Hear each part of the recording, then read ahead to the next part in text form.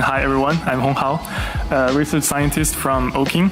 So as you have already heard probably yesterday and just now from Nick, that we have been working closely with Owkin to try to implement a federated learning method. And the method is called FedECA, which stands for Federated External Control Arm.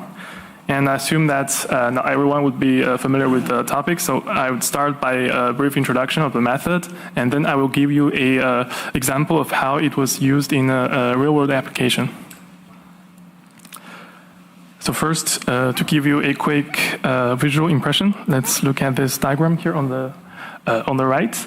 So here we have two treatments, A and B, and we have the treatment can be given to a patient, which after receiving the treatment can be either healthy or sick. So the question we want to know is which of those two treatments is better.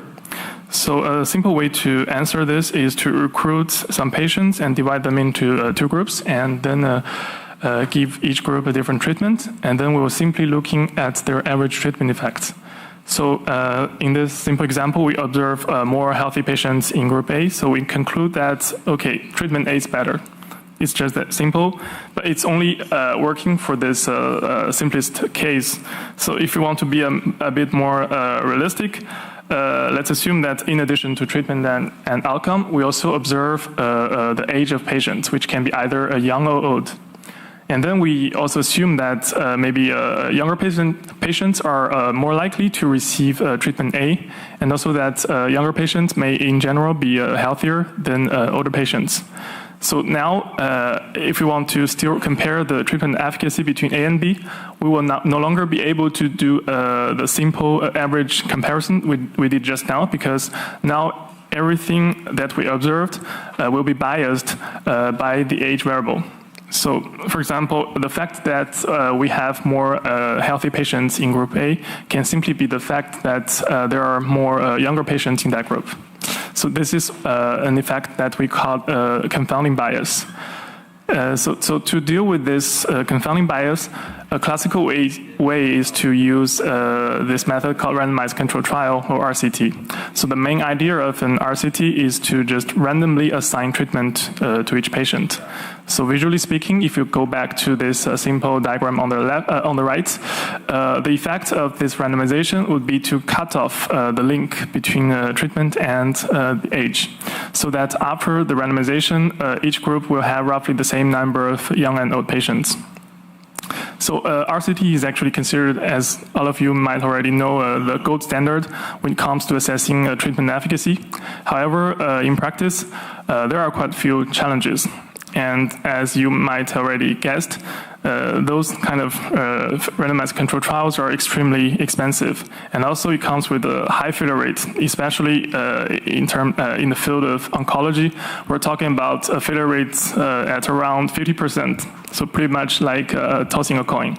So that's why so people have been thinking of different ways to improve the success rate of this kind of trials. And one of the proposed approach is called external control arm analysis, or the ECA analysis. So as we see here on the right, a typical ECA setting, we have a data set of patients from a phase 2 trial, which is single-armed, meaning that all patients from this trial are receiving the same experimental drug. And then we can simply find an external data source, which is often from a real-world data center with a similar profile of the patients, and they're holding patients receiving the standard of care treatment. And then we simply combine those two cohorts and compare their treatment efficacy. And as you can see, now we no longer have a randomization of the treatment. It means that we will have to correct for any potential confounding effect, like the one we just now from age, we just saw. So there are many ways to do this correction. And here we propose to use this method called the inverse probability of treatment weighting, or IPTW. And it's because this method is particularly suitable for a small sample size. And this is often the case for ECA analysis because, for example, typical size of a phase 2 trial would be less than 100 patients.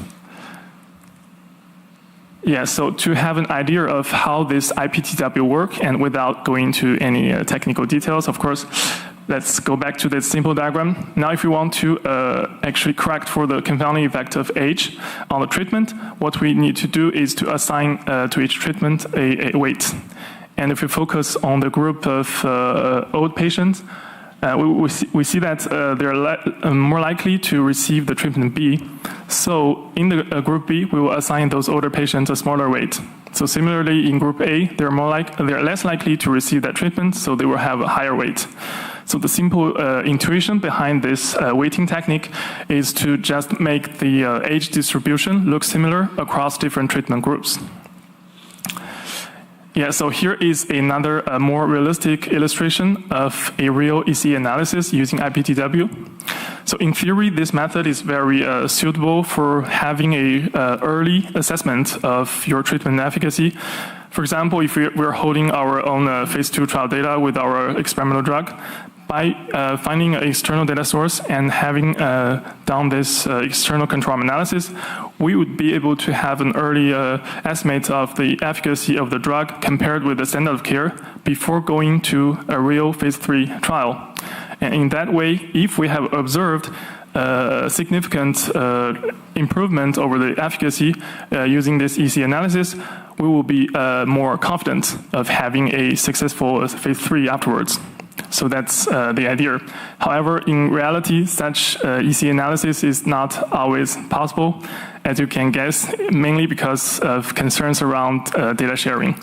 So especially when it comes to individual patient data in the healthcare industry. So sharing is often just impossible due to data governance for regulatory reasons.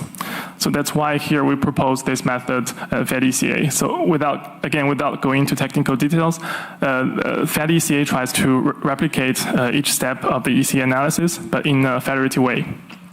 So if we look at this illustration on the left, this is a classic cross-silo structure, and in green we have our pharma company who is holding their phase 2 trial data with patients receiving their experimental drug, and then in yellow we have two external data sources, each holding their own patient receiving the standard of care. So using FedECA, we'll be able to combine the three cohorts to do this EC analysis so that the pharma company can have an early estimation of the efficacy of their drug. Of course, all this without pulling any data together. So one of the advantages of FedECA is that it is both theoretically and numerically equivalent to the pooled version. So here the numerical equivalence is demonstrated here by our simulation experiments. And we compare the FedECA with the pooled version, and by monitoring 4 metrics or 4 quantities, those 4 quantities are relevant during the treatment efficacy analysis. And we see that for all metrics, we have a very small relative error, meaning that in practice, what we get from the FedECA would be almost the same as the results we would get if we were able to pull the data. So that's for the method. Now I will give you an example of real-world application using FedECA. So here we have 2 treatments of interest in case of metastatic pancreatic cancer. So the first treatment is FOLFIRINOX, and the second is gemcitabine plus nab-paclitaxel. So both of those treatments have been proven in the past randomized controlled trials to be superior than an older standard of care treatment, which is just gemcitabine alone. Yeah. However, there is no randomized controlled trial that actually compare the efficacy of those 2 treatments. But using ECA and using FedECA, we will be able to do such a direct comparison by using 2 external data, existing data sets, and of course without pulling any data. So for this experiment, actually, we have partnered with 3 data centers, one in France, one in Spain, and the last one in the US. So we see here that for all 3 data centers, they have patients in both treatment groups.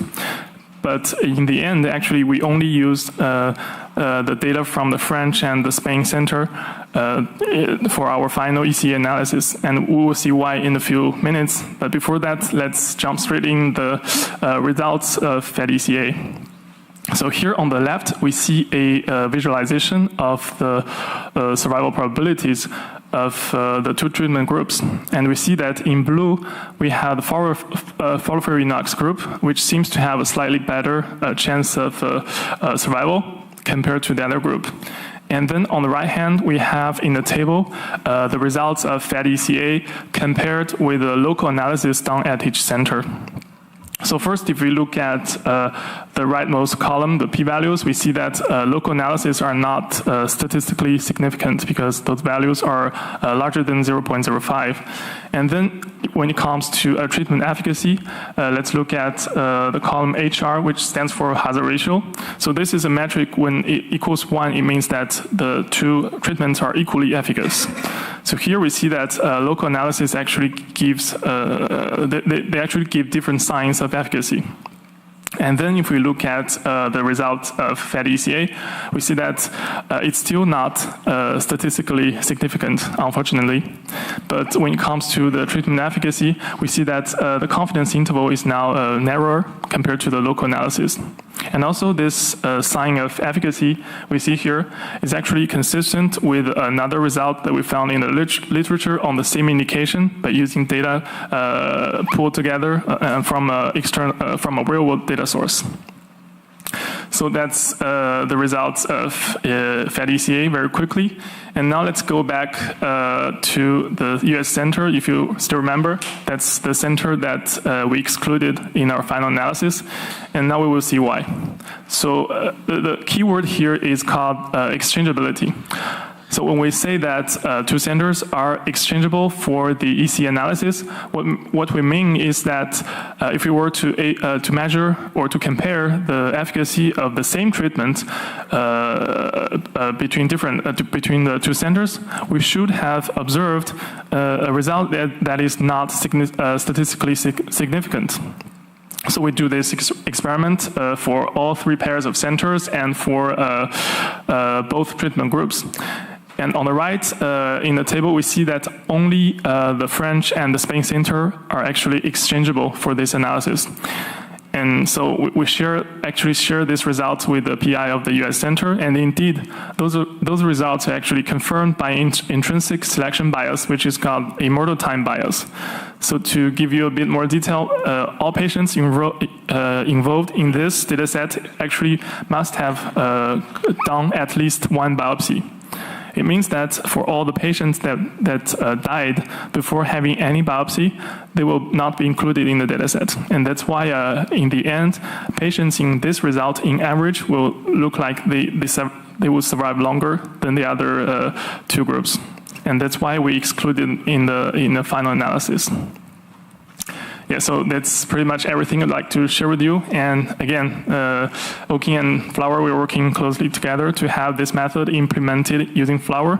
And soon we hope to have something that can be put into real application. Thank you.